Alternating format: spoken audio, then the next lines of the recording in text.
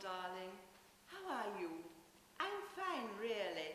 You don't need to call me every day now. We all have to get on with our lives. That's what Daddy would have wanted. Yes, Mrs. Driver comes every morning. She misses your father too. She said just the other day, "We were lucky to have the Colonel as long as we did, madam. He was so well respected by everybody who knew him. Not a bad word to be said about him." And I have received so many letters saying similar things. I think there are some in the post this morning. Aunt Louise, yes, we meet nearly every day when we walk the dogs. No, don't worry. Give a big hug to the babies from me.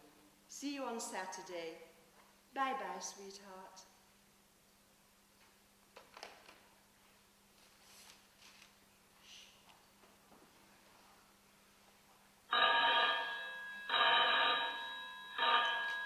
Hello? Oh, Louise, fine. Are we meeting later? On the beach as usual? Very well. See you later. Bye.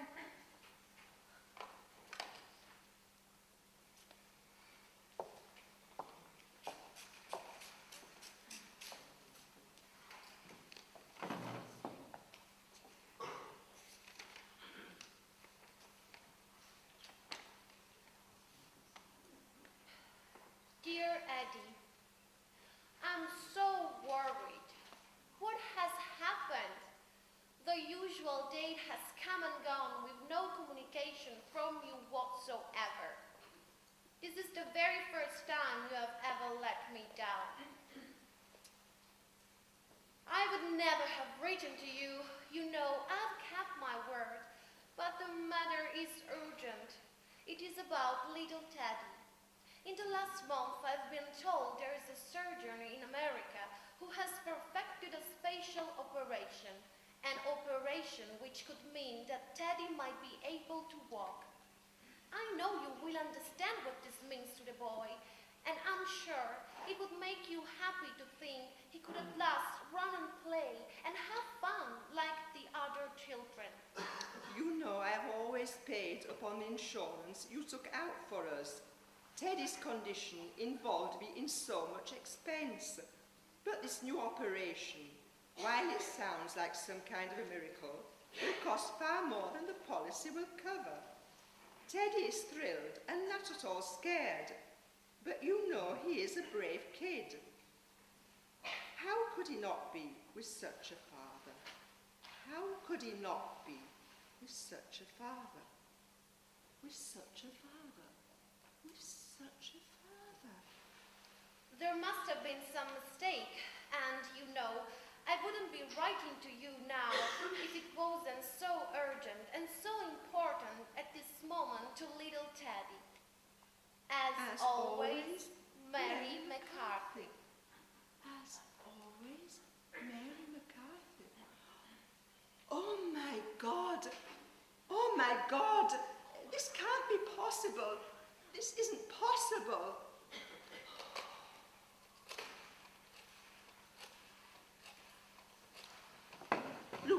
Louise, I have a letter here addressed to Edward. It's from a woman. She obviously doesn't know he's dead. She has a child, Louise. Edward's child. She has a little boy, Edward's son. Well, it's obvious. He has been supporting them. Why else? They must have been lovers. I don't know when, where. I hadn't the slightest suspicion. I've always trusted him totally. Listen to me, Louise. No one must know ever. No one from his regiment, and particularly the girls. They all believed in him. Promise me, Louise. Promise me not to say a word to anyone. Oh, thank you. I must go now. I'll speak to you later.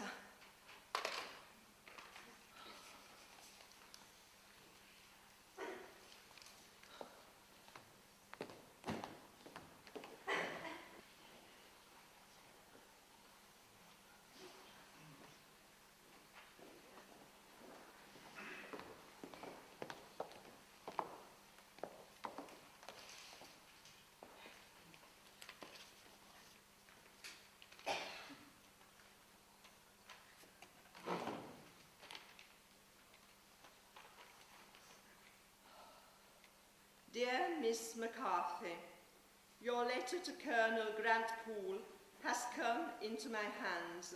This has occurred because the colonel, my husband, died a month ago, and as his widow, correspondence has been delivered to me. You obviously have not been informed of his death. I am sorry for the necessity of writing to you with this unexpected news. May I say, I hope you will keep this matter completely confidential, as I myself intend to do. I hope you will keep this matter completely confidential, as I myself intend to do. Felicity Grant-Poole.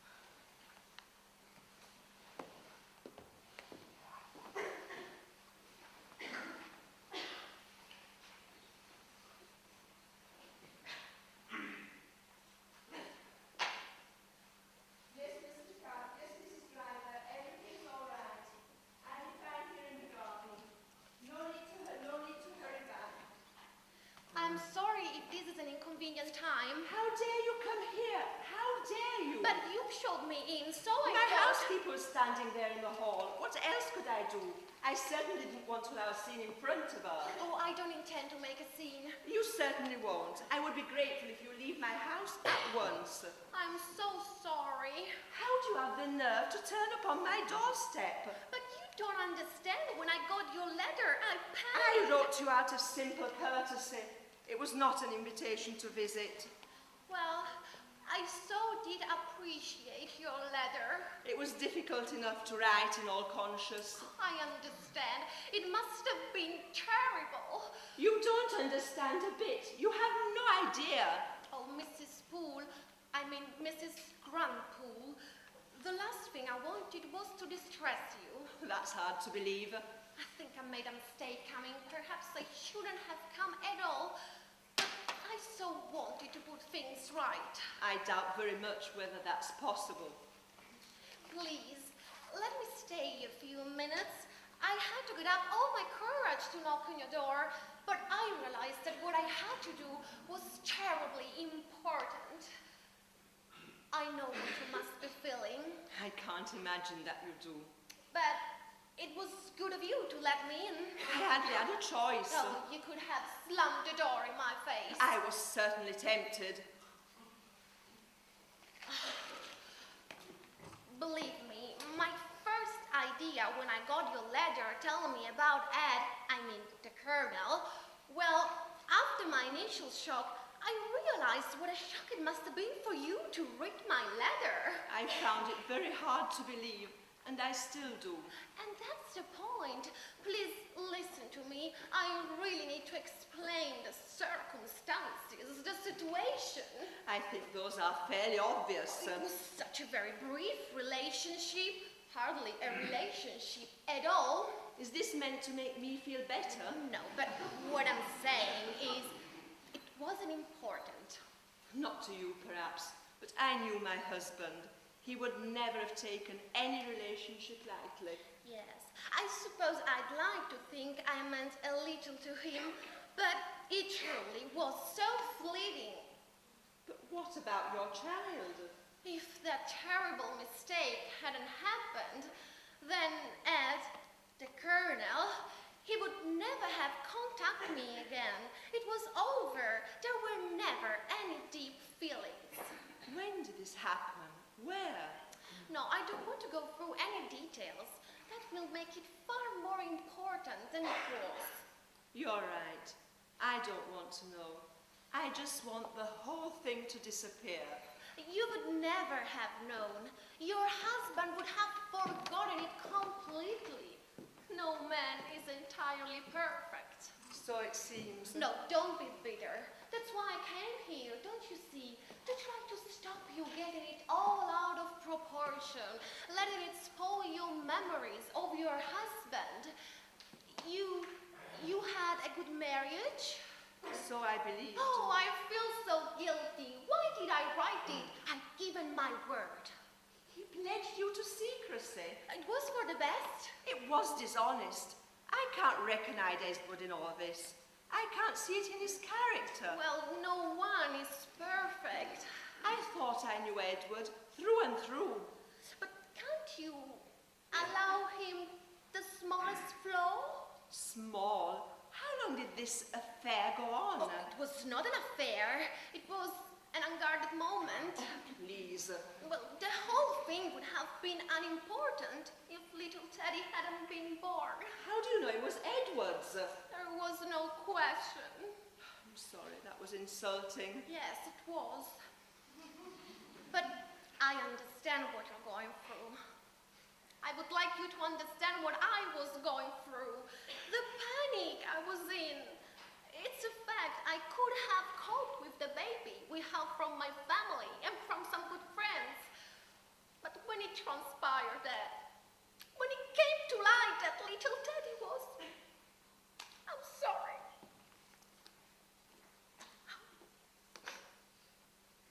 Oh, thank you. Do you have children? I certainly don't want to discuss my daughters. They will never know anything about this, ever. Of course not. I swear to you, I would never have contacted the colonel again. But when it was obvious my boy was going to need my nursing care full time, and there were going to be so many expenses. Well, one day, when I was at my lowest, I wrote him a note. I wasn't even sure it would have reached him, but somehow it did. What were you hoping for? I don't know. Not to see him, I swear. Not to complicate his life. I just needed a bit of help. And I knew, well, I suppose I knew, he wouldn't refuse to give it. That Edward would never refuse to do the decent thing. Yes, that sounds like him, if nothing else does. So,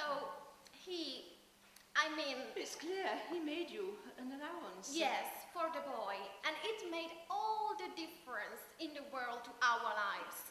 I was very careful. Everything I spent was in order to make little Teddy's life a better one. But then, this month, it didn't arrive. No, of course not. And it was ironic, because it was when I had suddenly found out about this surgeon in America. A friend of mine cut an article out of a newspaper and sent it to me. I couldn't believe it at first, that there was a way that little Teddy might be able to live a normal life, go to school, and I would be able to go to work again. The thought of it. Then Ed's check didn't arrive, and I couldn't understand it. I wrote at last in desperation. You must see. I knew if he realized the money had gone astray, he would deal with it immediately. But now, of course, I know why, and I really shouldn't have written that letter. I'd given my word. I just hope you can understand and forgive me. I suppose I can, even if I've never been in your situation. Oh, that's kind of you. I know Edward's support was just for the sake of little Teddy, who is an innocent victim. He's such a good little boy. Where does he think his father is? Oh, he has always believed his father is dead. Yes, well... I'm sorry, but I had to come. I swear to you, I will never contact you again or ever mention it to anyone at all. The last thing I wanted to do is for Ed's reputation to suffer in any way. He was a kind, good, thoughtful man of a great integrity. He was. And I'd better go now.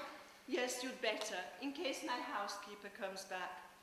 I don't want her to get a hint of all this. She worshipped the Colonel. Everybody who knew him did. And I don't want anyone ever to think less of him. I'll never say a word. I swear to God, can you believe me? I hope I can. And what will happen to the child? We'll go on as we are.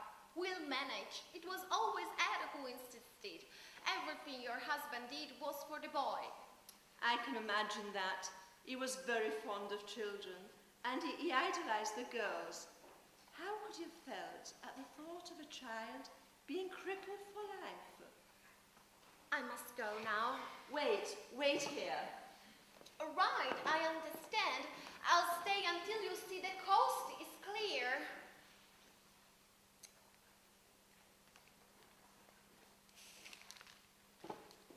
I think I know what my husband would have liked me to do. But no, please, you really mustn't. I am sure as if he were here to tell me, looking at me with his honest eyes and speaking to me with his deep, calm voice. Mary McCarthy, right? Right, Mary McCarthy. I am lucky enough to have money, and I know the cost of medical treatment in the States. How I can ever thank you? How can little Teddy? Here, take it. Oh, thank you, really. But such a sum! No, you really mustn't. Don't say any more. I think I heard someone. Please go out to the garden gate. Thank you, Mrs. Grant-Poole.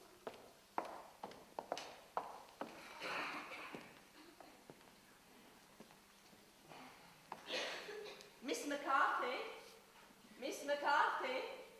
You've left your newspaper.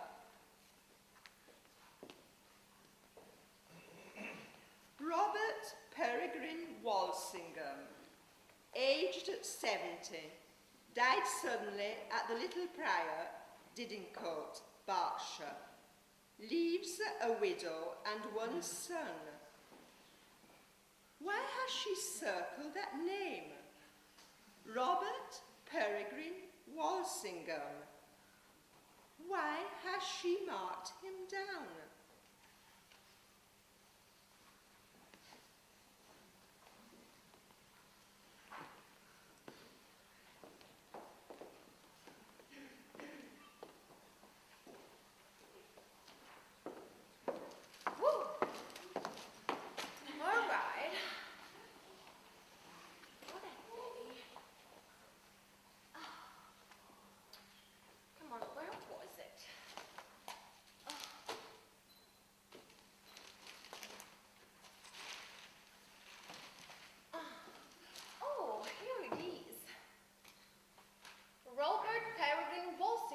Age 70, died suddenly at a priory, Little Didingcote, Berkshire.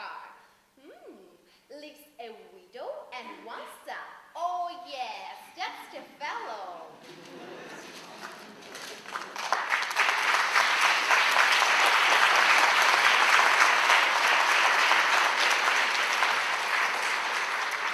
Right, dear Robert, I'm so worried. What has happened? The usual day has come and gone with no communication from you whatsoever. This is the very first time you have ever let me down. I would never have written to you. You know I kept my word. But poor little poor little Bobby has been having a lot more of his attacks. Yes, attacks. He is such a brave chap. Poor suffering. I just hope the bank or post office have made some mistake